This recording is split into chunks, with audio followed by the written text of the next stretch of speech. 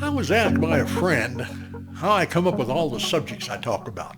Well, if you're wondering that too, as I'm sure you are, let me be the first to end that empty feeling of curiosity. The truth is, I just talk about things that interest me. As a senior citizen, fewer and fewer things interest me, probably because at my age I'm running out of things in which to be interested. And I don't want to waste any time trying to come up with new ideas. And as a student of grammatics and great literature, I'm sure you realize that last sentence makes no sense at all. I simply used it to add a few seconds to the episode. You know, as you get older, it's harder to think, and that's why I started looking for anything that would make my memory a little sharper. And if you Google memory aids, you'll come up with the best brands. Number one is Cognifen. According to a survey, Cognifen is voted as the top choice supplement. Cognifen is 100% pure natural, no cheap filler, no binders, and no artificial colors. It's the greatest thing since sliced bread.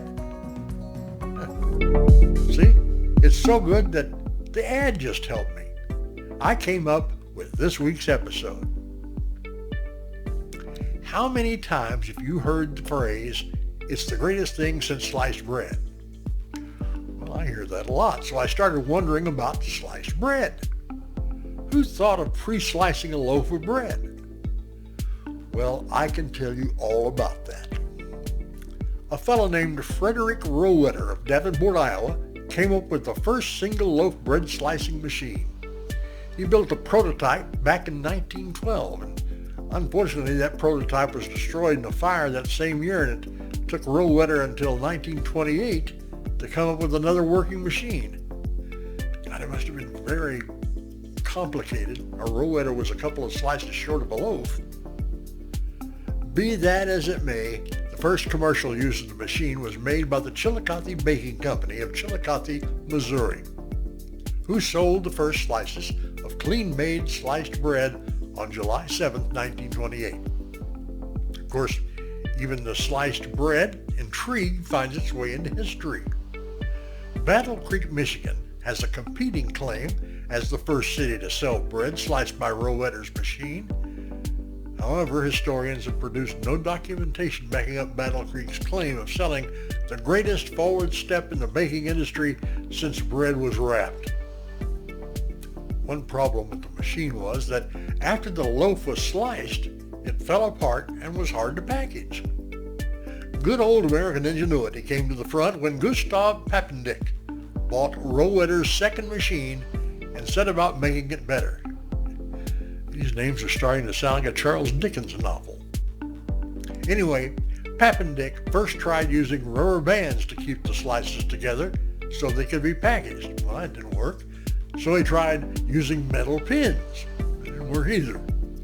He finally settled on placing the slices into a cardboard tray, which aligned the slices, allowing mechanized wrapping to function. This increased consumption of bread and in turn increased consumption of spreads, such as jam, put on the bread. It was a profit game. During 1943, U.S. officials imposed a short-lived ban on sliced bread as a wartime conservation measure. The ban was ordered by the Secretary of Agriculture, Clark R. Wickard, and he explained that ready sliced bread must have a heavier wrapping than an unsliced one, if it is not to dry out.